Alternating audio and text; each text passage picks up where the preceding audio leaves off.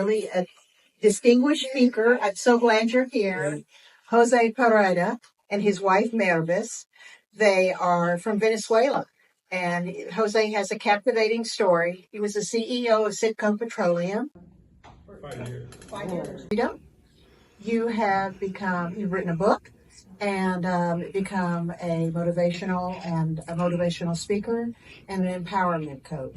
Correct. And I'm so glad to know you. We welcome your story. Thank you. Thank you for having me. Thank you. Thank you everybody for being here. Thank you. Well, thank you for that wonderful introduction that Rose gave to me.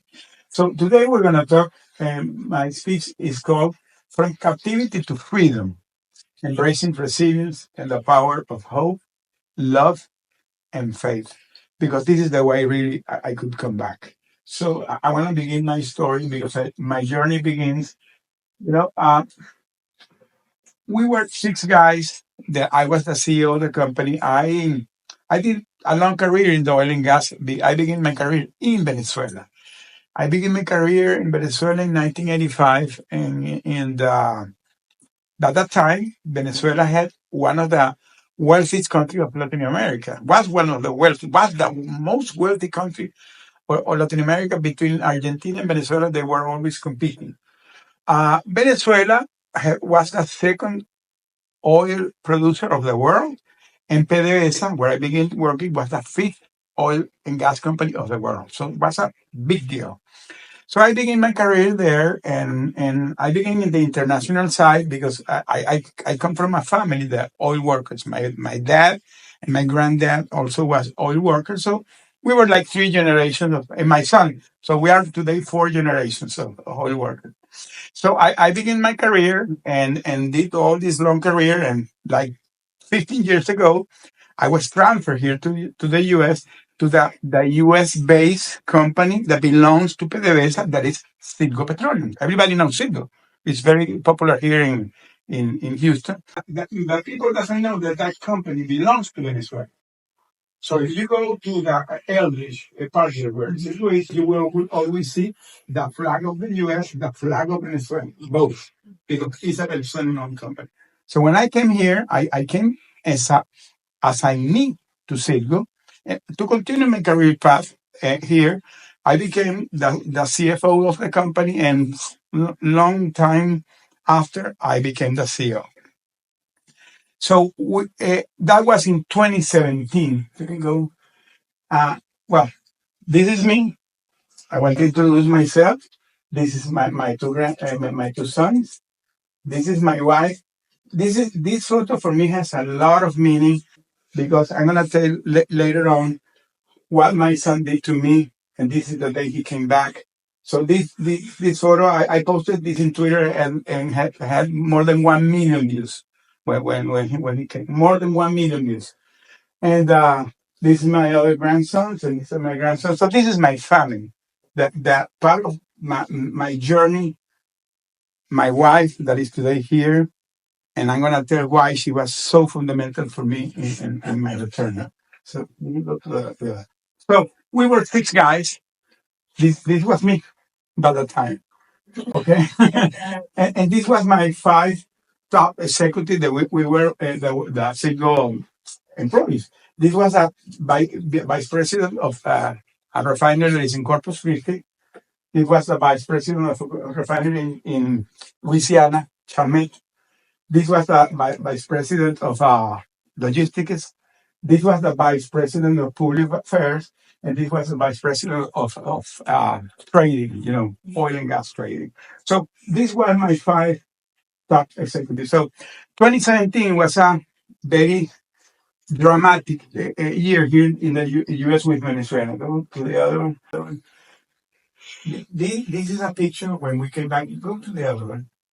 So that is the situation that was going here. 2017, here, the administration, there was, at the moment, there was a Trump administration.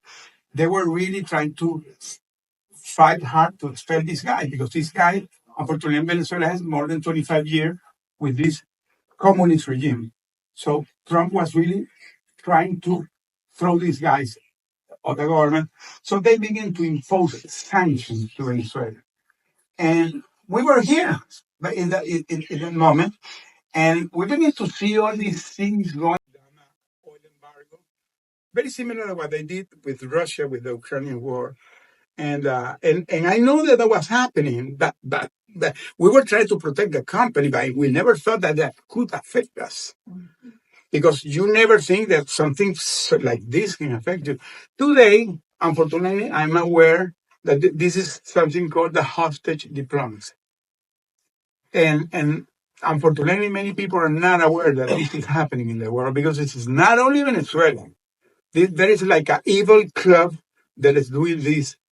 I can name the evil club is China, is Russia, Iran, Syria, Afghanistan, Myanmar, North Korea, Cuba, Venezuela, among other minor countries. But this is a copy paste. Today, I'm very aware that what they did to us is exactly the same they do to another Americans. They're caught in other countries. So you normally are a high stake profile guy with no political implication, but they target you because they want to leverage you. In October 2017, and talked with my boss. By that time, my boss, he was the former CEO of Citgo, and I said, "Hey, my friend, I'm done. I'm gonna get retired. I don't like what I'm seeing here. This is going against my beliefs." So I came back October 2017, very glad. I was ready to get retired, 35 years, pinnacle of my career, was a CEO of a company, and I began to go in my retire mode. I began to plan my retirement. She opened a bakery. She opened a small bakery, a French bakery. Um, I was planning to become a consultant. So, perfect life. When I was coming back in that October, I remember I received a phone call that there was a closing of a summit that Citgo was having here in Houston. So they told me that I needed to go to the closing. And I went to the closing because I was the CEO of the company. Big crowd, the closing of the summit, and the motivational speaker that was here was a guy called Captain Phillips. I don't know if you saw the movie, Captain Phillips, that was done by Tom Hanks. Well, that real Captain Phillips was the speaker. He was talking about his ordeal because he was being hostage of the Somali pirates. And when he finished his speech, he sat down with me. I'm with my wife, and I told that guy, "Hey, my friend, what a journey you went through." And he told me, "No, it was even worse. The movie is only half of what really happened." I said, "But how you did it?" And that guy told me this. He said that everybody has inside that inner force that is connected to God. That if you unleash that inner force, you can make anything in the life. Wow, that was so powerful, that message that I was driving back to my house and I was thinking and thinking, wow, what powerful message. I didn't know that 1 month after, I needed to use that message.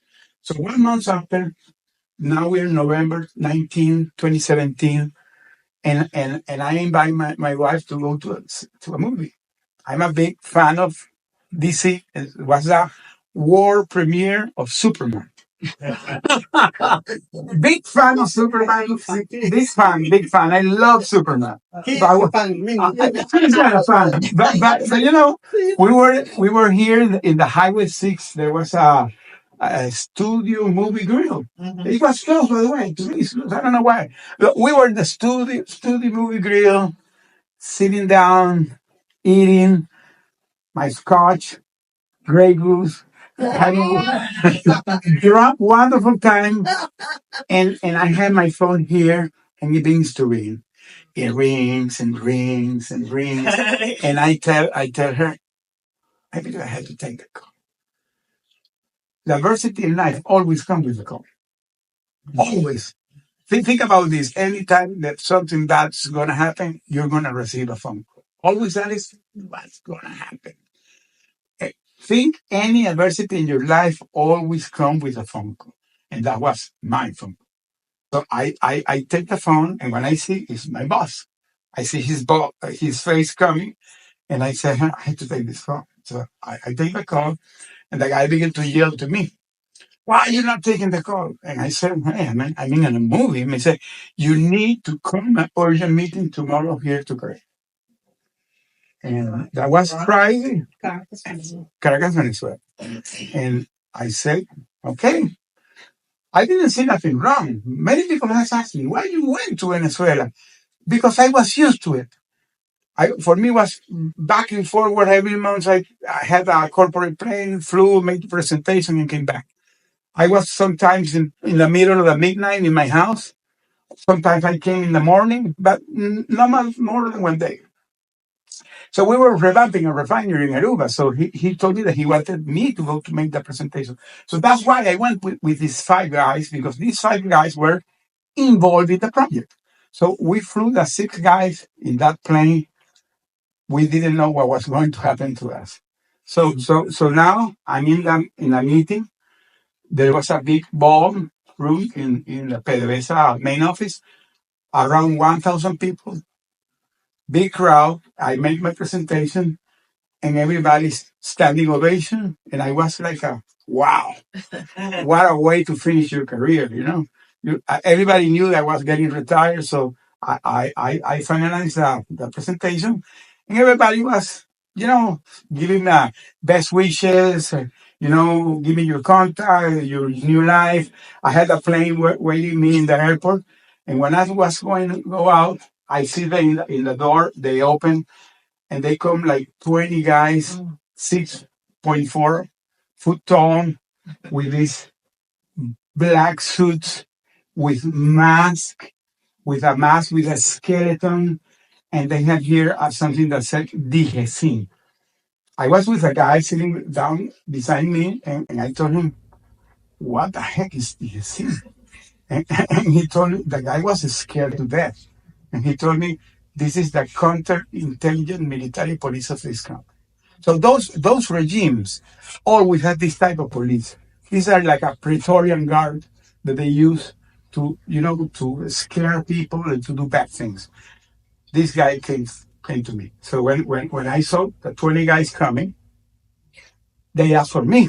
Who is Jose Pereira? And my mind was, why these guys are asking for me? And I said, well, I'm Jose Pereira.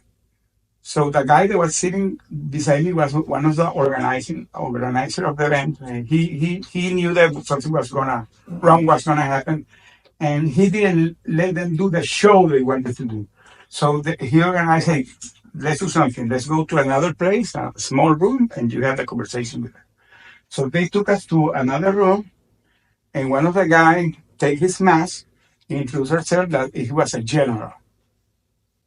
I'm the general, I don't remember his name, and you are being charged to be American spies. You have committed treason to the country. You have committed corruption, embezzlement, and they put us handcuffed. So 1 minute before, I had a standing ovation, and 1 minute after, I'm with handcuffs. So when we saw the 6 of us with handcuffs, I said, this is not happening. Because one of the things that happens, and today I'm very, very, very aware of that, any adversity in life will never announce. It didn't announce. We didn't see it to come. And nobody's prepared, by the way. You can have all the training that you think that you have, but really nobody's prepared. I was a guy that I did in my career a lot of training of risk assessment and things that can go bad. Anybody that knows how the oil and gas works, it's very common. There can be an explosion in a refinery, or can be a blow up in a oil well. So it's very common that having some adverse situation, and you're trying to go to that, but you're not trained to this. You're not trying to face what I was facing, and my first reaction was, "This is a mistake. This is not happening to me," because that's the other thing, that when you're going to any situation in life, the first thing you're going to do is you're going to deny it. This is not happening to me. This is wrong. This is not happening to me. And I told my guys, hey, there's a mistake. There's something wrong, and we're going to correct this. I didn't know what was going on, really. We were caught in the middle of the geopolitical confrontation that was going with the U.S. So we inadvertently were in the wrong place and in the wrong moment. So these guys, because now, by that moment, Venezuela was under severe sanctions, economical and political sanctions. They had done an oil embargo, very similar to what they did with Russia with the Ukrainian war. And I know that was happening, but we were trying to protect the company, but we never thought that that could affect us because you never think that something like this can affect you.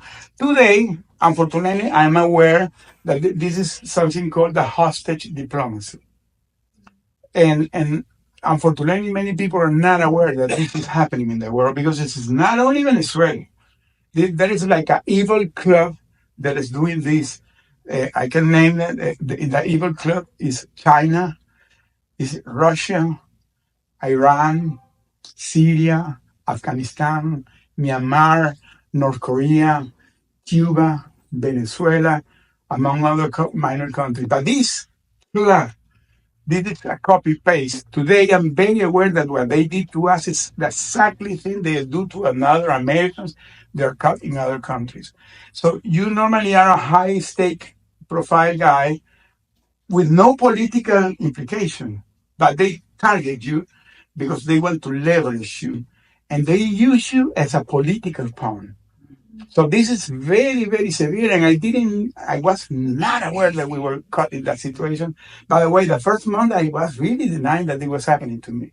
So you can go to the other one. So now, this is us. This photo today is all over the place. This photo was taken when we got put in that dungeon. They took us this photo. It was me, and and we stayed there 1,775 days, 5 years, 5 years, 5 years, and we were put in a military base in a dungeon, 3 stories down. The first year I was in a solitary confinement. What year was it? Not 2017, 21 November 2017.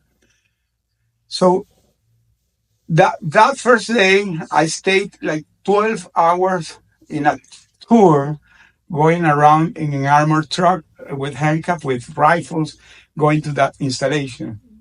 And during all that time, I was thinking Captain Phillips, but he told me that any situation in life you can survive. And my first reaction, I saw myself in a solitary confinement. And that year was one of the extreme years ever because everybody that could Google, because the sanction 1 year after in 2018 was the worst year ever in Venezuela.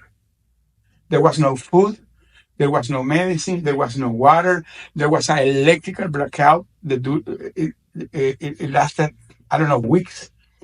So there was one of the extreme situations, and we were there in that moment. So now we are starving without no food. I got scabies, I got pneumonia, I got bronchitis. I lost 100 pounds. I lost 100 pounds. I was starving. I was starving. And we were separated. I didn't know where my colleagues were. So, like 10 months after, they opened the door and they said, hey, come here. They never told you what was going on. Always come like that. Come here. You're going to have a 1 minute call. And when I take the call, was her. Was her. And then I talked with her and she asked me how you are. And I said, well, I'm alive. And I told her how you are. And she told me, we're fighting hard to bring you back. We're working with the US government since day one.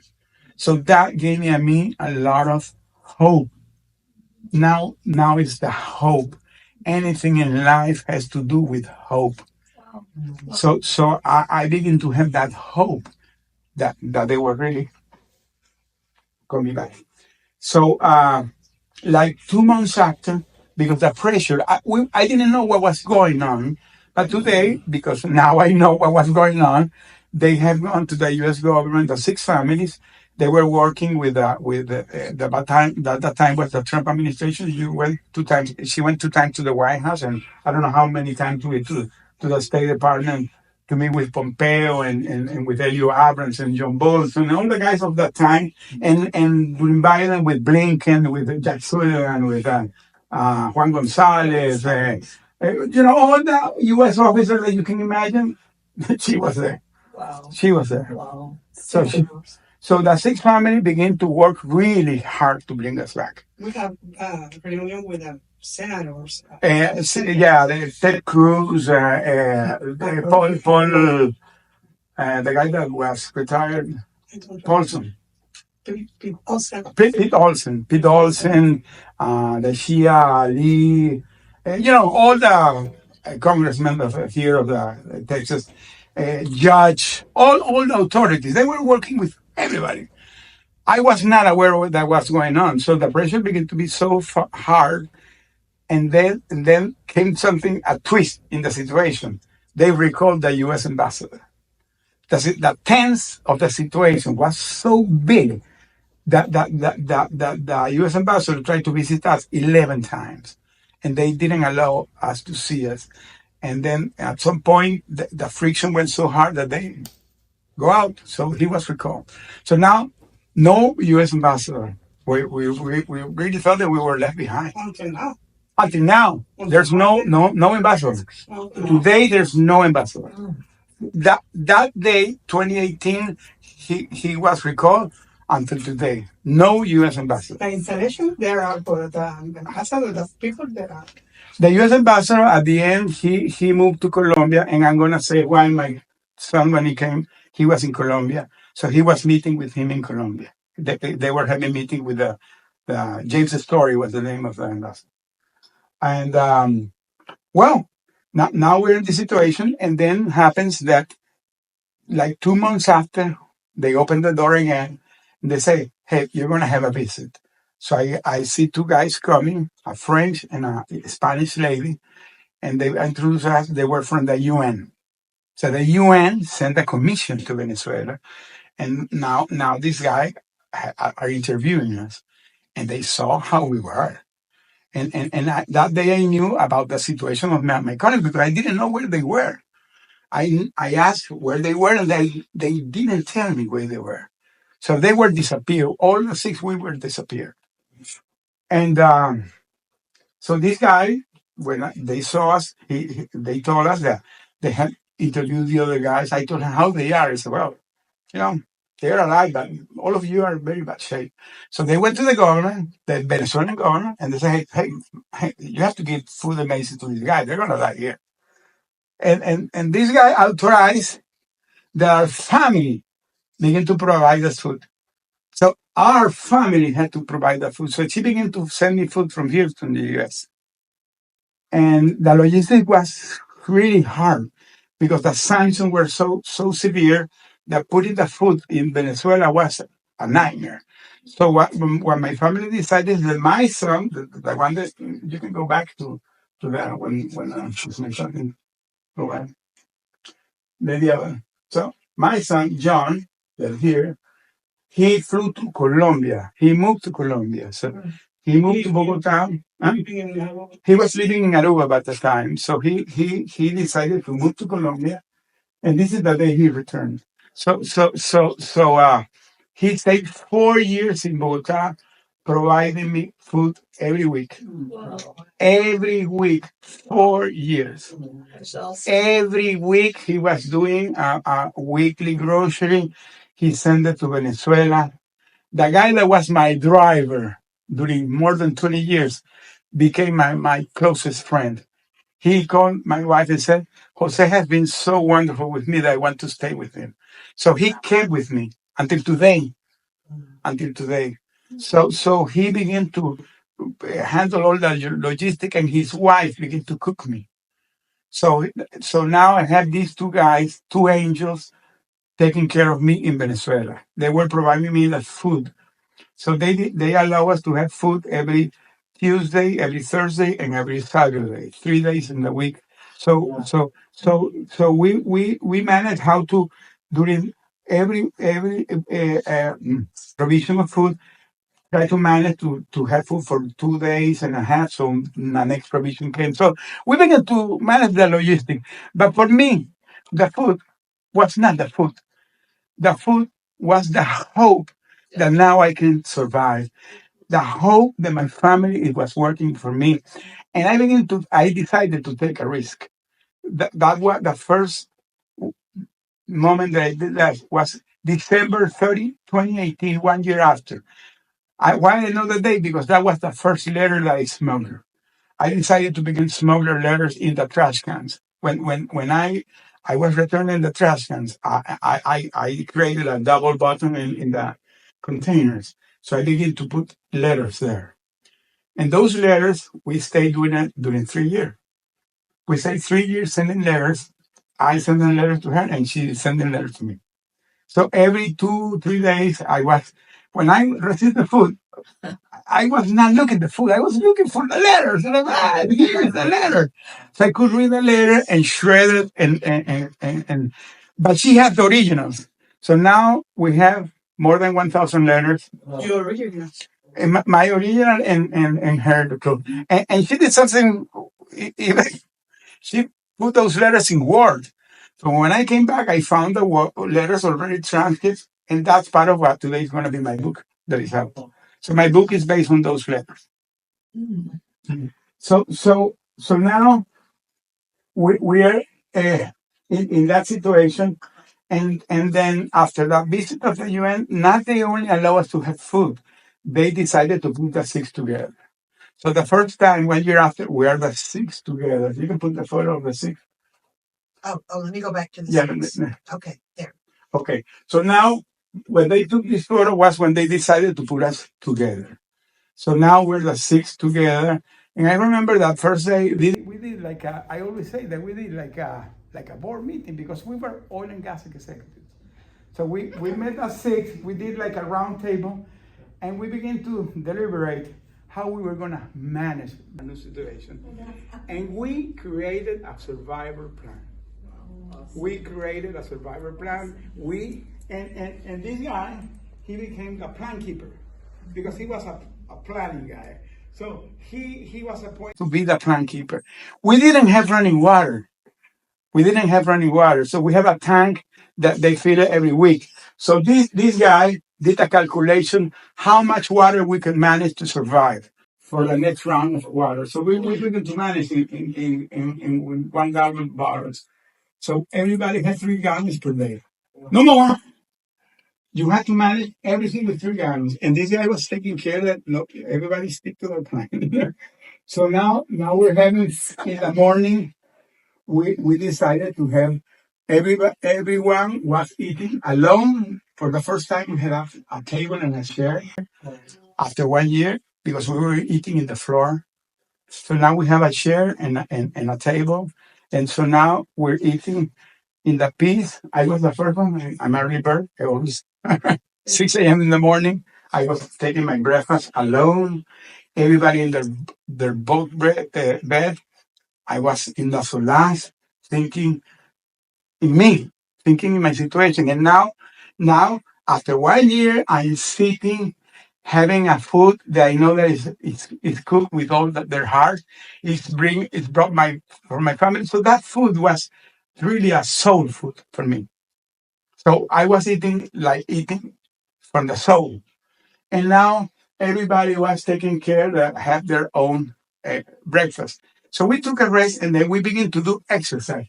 This guy is a marathon runner. Today he's still running marathon. So he began to create a exercise routine. So now we're doing yoga. Now we're doing meditation. Now we're doing push-ups. Now we're doing static running. We're doing cardio. So he did a lot of training because he was prepared.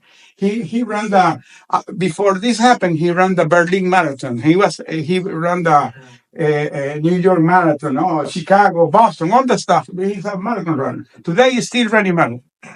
So he created a plan. And now we're doing things that today are part of what I in my coaching program I teach. That is that when you go to any situation, the first thing you have to be is calm and focused in the situation. Because when you begin to be calm and you be focused in what's going on, you begin to see the things more clear. Because now you can because we were having anxiety trying to control everything because we were guys always used to control everything. So we were trying to give our family the direction. And at some point we said, hey, you can control this. You cannot control what's going on in your life. So let that to your family. So when you do that, you begin to be more relaxed and you get focused in what you need really to do. That is take care of your life. So we begin to be focused and take care of our life and come back in soul and body and spirit to our family. And then now we are having those exercises because we're taking care of our physical and our mental health. And now we're having more positive thoughts because for some reason of God, because for me, this is a reason of God. Because all of us, long-term marriage, more than 30 years, all of us. This guy has today 38 years, 39 years, 34, 33, 31, I have 38 years. All of us more than 30 years married. Wonderful families that love us. What is the probability that six guys, that they are not friends? Because we were not friends. So what is the probability that six guys, that they don't know each other, have long-term marriage, have wonderful families? It's, it's a miracle. Because for some reason, God put us together. Because now we knew, because the first time we began to talk about this, and we knew that everybody had long-term marriage. We said, wow, this is amazing. So now we're talking about the family. Now we're talking about our trips, our kids, our grandson. My grandson, he was born 1 week after his grandson. In there. Huh? The last one. So Iris was born 1 week before Lucas. And now we're talking about our grandsons. And now they smuggled her, and she sent me photos of my grandson.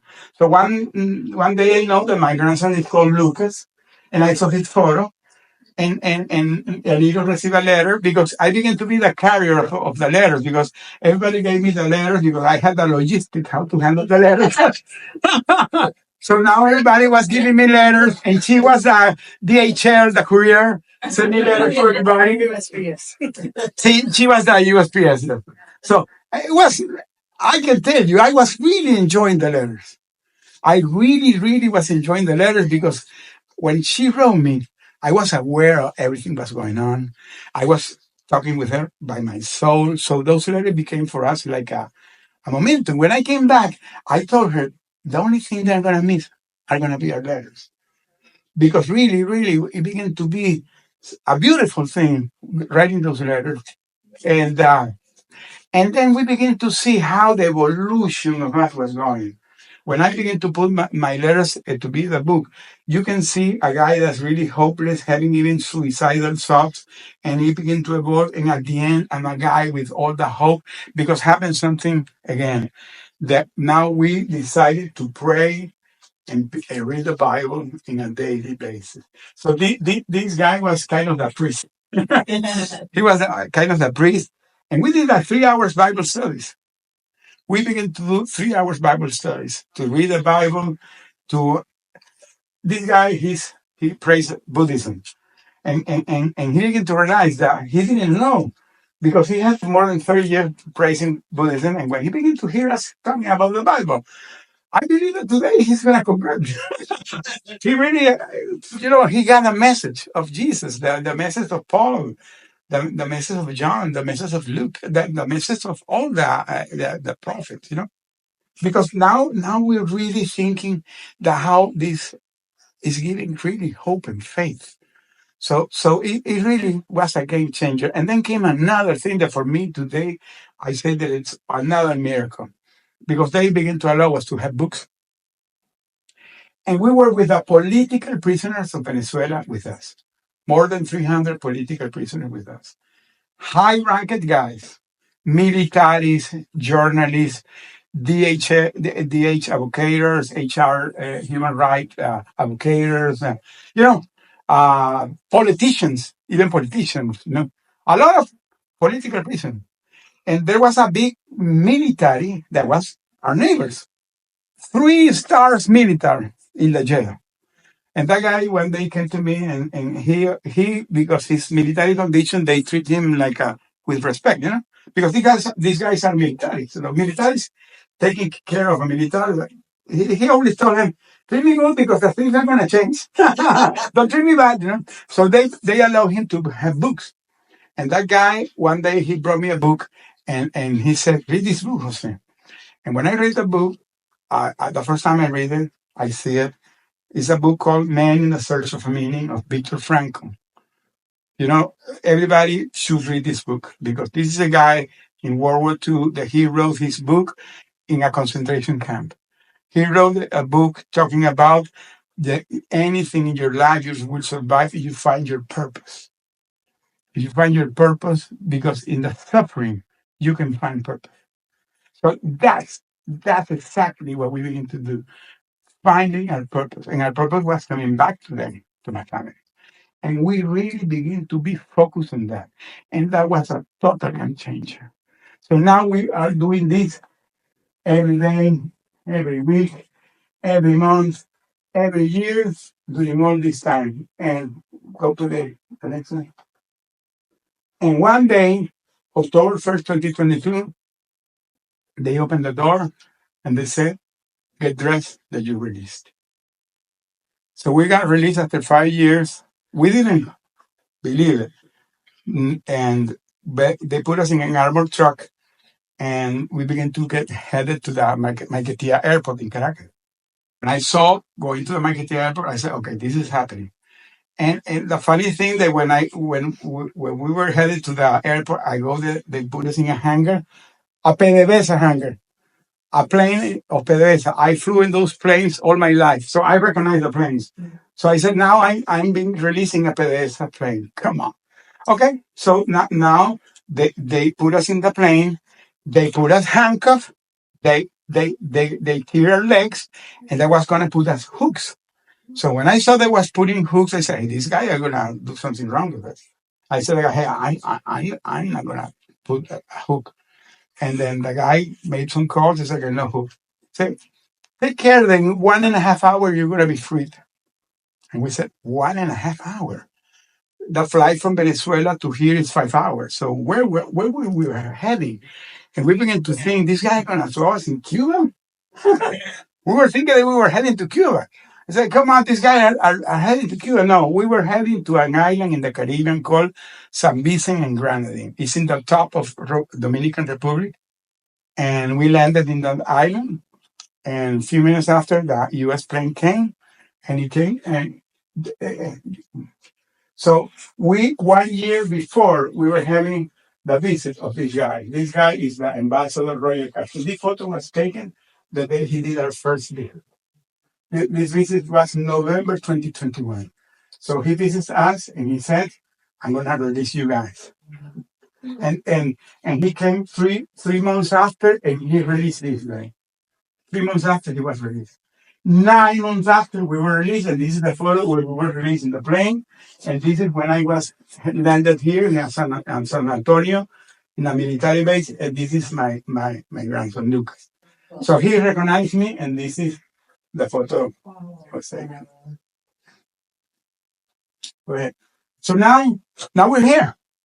Now we're here, and now we're in that healing process, figure out what we're going to do with our life. So we went in that military base and the compression program during 10 days. And then we were headed to a big trauma center in Raleigh, North Carolina. And we stayed there 2 weeks. And I became very friend of the director, and he's the prologuist of my book. We became very good friends because he recognized that we did a lot. The military got surprised how we made things because our plan was so structured. We did it in a way so structured that we really, when we came back, I remember that my daughter said, "Hey, Dad, I saw you like you were coming from a business trip." I was focused that I was gonna come back. I didn't know when, but I was focused that I was gonna come back. And now we're here, and now we're after a healing process, and 1 month after, so so 1 month after, I discovered that 6 months before our release, my wife that was having these meetings in Washington, she had a meeting now it's the Biden administration. She had a meeting with Anthony Blinken, and when they meet with Blinken, they realized there are a lot of American families, like 60 American families having families all over the world in the same situation as us. So they decided to put together and they created a campaign that was called the Bring Our Family Home campaign. And the Bring Our Family Home campaign created this mural that is in Washington. This mural was in Washington, and I told my wife I had to take a photo. This photo was taken 1 month after I came back. And I had the opportunity to take this photo and put this sticker saying, "I'm back after 1,775 days." So this is my photo. This guy is Mark Sweden. He's still in China. He has 12 years in China. Yeah. So I decided to become very vocal. So I went to the Congress. I went to the White House. I went to the UN. I was invited in September to the UN. I have been invited in another audience talking about raising awareness of the hostage diplomacy. And in December this year, before the mayor, Sylvester Turner, was changed, he decided to give us a proclamation, and he created the Citgo 6 day every December 19th here in the city of Houston. So now today we have our own day. It's funny, but okay. We received the proclamation of the mayor, and. And this is part of my. This is when I was in the Congress in front of the White House. This is the mural. This is the mural in Washington, and we created another mural here in Houston. It's here in the West Side, very near here. Yeah. I'm gonna give you the others. This mural is in Houston. This is the mom of a guy that here, a journalist called Austin Tice. This is Deborah Tice, wonderful lady. This is the father of Luke Demon that was released this December. I met him 1 month ago in Washington. This is the father of Aaron Berry, released also in December. This is Emma Shargi, the sister of Emma Shargi that was released in September from Iran. 4 guys that were released from Iran in September. One is his brother. And this is unfortunately, this is the wife of the guy that passed away like 2 or 3 days away in Syria. Kamal Marias. He died like three days ago in Syria, and yesterday they raised up the flag in the White House in honor of him. He died. So I was talking there. So I have been acting. So this guy is David Levinson. David Levinson is the son of Robert Levinson, that was a former FBI CIA guy that he was disappeared in Syria. His body never was recovered. So today, in honor of him, the law that protects the wrongfully detained and hostage is called the Robert Levinson Act in honor of him. So this is his son, and I'm honored to be his friend today. So he's one of the board members of the James Foley Legacy Foundation. Mhm. So now I decided to do my advocacy for this situation. This is an interview that I had in Wall Street Journal, and I began to really. I did this, the James Legacy Foundation. I did an interview with them, and I created my own newsletter. I have in LinkedIn my own newsletter where I talk about this and try to raise awareness. And this is the guy that created the mural. The mural is Campbell. And the article said Campbell mural had 3 but it's true. The mural was miracles. All the people that has been photo in the mural, maybe 90% of them already have returned. Almost the 90% of the people have returned. The people that were in the mural. Yes. So go. And now I'm doing a lot of podcasts, always talking about this. always really trying to raise awareness about this situation. So I've been very active in doing this. These are some of the posts that I've been doing. I've been doing a lot. And so in my webpage, you can find all of them there in YouTube. And I became contributor to these magazines. I'm writing in the brain positive impact. This is one that MDS, and this is one called Medium. I'm contributor writing articles with them. I also became a speaker. I began to talk about this. I have been speaking in several audiences, several foundations, several organizations, always trying to not only raise awareness, telling the people the things in life you can survive. Any situation in life you can survive. And today I belong to this speaker group, and now I'm doing a radio program every Monday in a Christian channel called HOD. So I have my own radio program every Monday morning. This Monday I'm not gonna do it because I launched my book today, and tomorrow is gonna be my launching party. And my book is alive today. And this is some of the events that I'm attending at TEDx and some other events. This was one in London. And this is my coaching program. So I created this coaching program that I called Life Build a Survivor Guide, LPSE, that is based on what we did. That is based on what we did. So I said, okay, hey, you have this long career, you did these leadership positions, and now you have this survivor thing. So put it together and help others. How you can help others go and go through their adversity, because people maybe are not physical hostage, but sometimes you're hostage of your beliefs, you're hostage of your situations. So you maybe are not a physical hostage, but you can be a mental hostage. And the situation is the same. It's the same. Be focused, be positive, be positive. Connect with the people that love you. This is a wonderful example. Connect with the people that support you, because anything in life, don't never do it alone. Have the circle of support.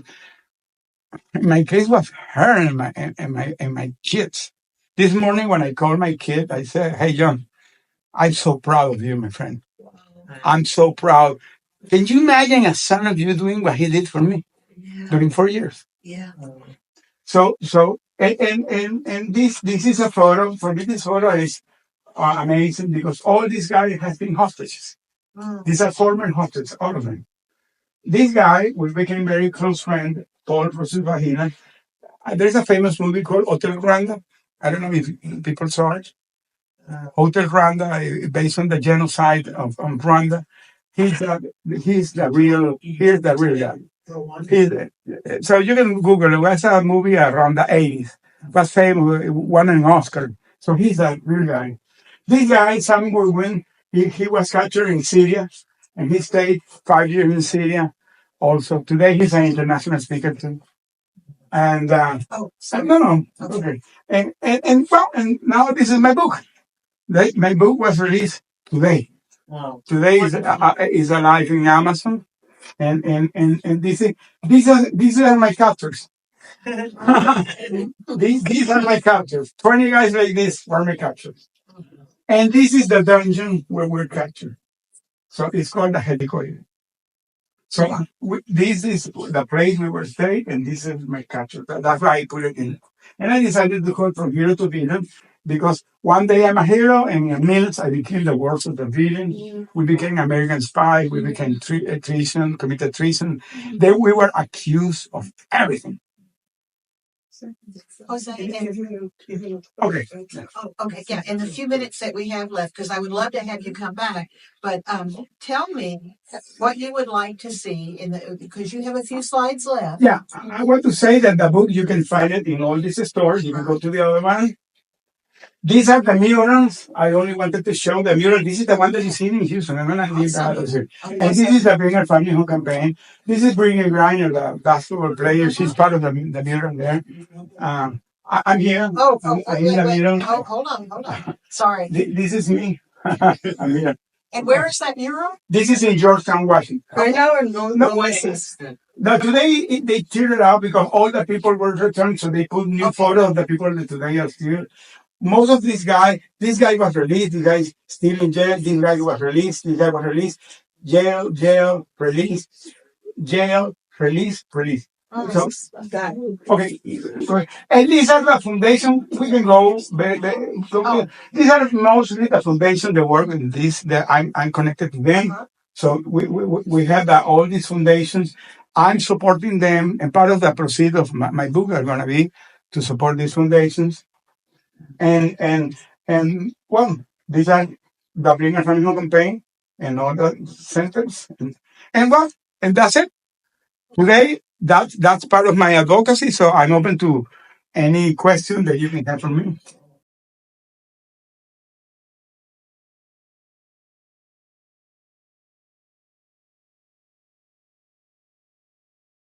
Mhm. Yeah, was it the sanctions that was the trigger for this, or just leverage? No. The sanctions, because they begin to ask for us to get lifted the sanctions. That the first thing they requested, I didn't say it. We came through a prisoner swap. We were swapped by the two nephews of the president of Venezuela. So they were asking to get lifted the sanctions. The U.S. government didn't accept it. They were asking to get lifted the oil embargo. They were asking to get a big drug lord called Alex Saab. The guy at the end was released this last December. Another American was released because of him.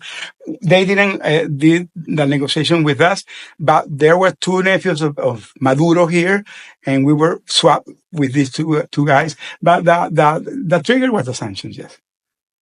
So I just want to thank you for choosing life. Thank you for choosing life. It's her. And Everything is because of her. mi amor, muchas gracias. I do that I need to do. Yeah, because it's my husband. Yeah, I know, sabe. Yes. Only I pray for Lord, send me all the fortalezas and strength. Fortitude. She is very, very committed today to church. She's doing a lot of church service today.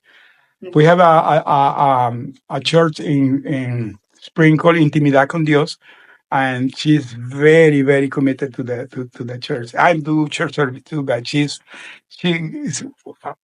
much more than me. I believe that when you believe in God, all is possible. Yeah. For God, nothing is impossible. Nothing. Mommy, he wants to talk. I actually have a question for you. How long did it take for and how many letters or how many things did you have to do to even get our government's attention? Because I know they probably had so many different things going on at the same time. How was that experience for you? It's not easy. It's very, very stressful because you try to knock all the doors and you try to the people hear your story. Letter, we send a lot of letters. A lot of letters. We never receive response. We never receive. But they try to make the best work for bring you Americans to the United States. But the thing that really began to do pressure was the press. So today, this is something that I tell to all the people who are going through this. Don't stay quiet and go to the press. Yeah. There are wonderful journalists. They are really committed to this. There are people in Fox, in CNN, and NBC, and Washington Post. There's a former host, Jason Ryan. He's a articulist in a journalist in Washington Post. There are people in New York Times. There's a guy in AP. There are journalists. They are really, so you have their phone. You can call them, and they begin to do a lot of noise. So that really what helped was the press. That noise that the press did. Actually, we have an slogan. Never give up. We never give up. We made a lot of noise. In the first year, the government, the U.S. government, stay quiet because we are in This is a band they created, the Citgo coalition. It says never give up. Never give up, because this is the anything in life. Never give up. Hmm? I was wondering if you could describe how it felt to eat that first arepa. No, it was not a first arepa. Was a hamburger. It was a McDonald's. I remember that I received an interview with a guy in KPRC, and he made that question. I said, no, it was not a arepa. It was a McDonald's. Thank you. Thank you, Jose. Thank you. So, Jose and Maravich, your story of love and fortitude and hope has really brought us all a great message. Thank you very much. Thank you. Thank you. I just want to say one. So thank you everyone for coming.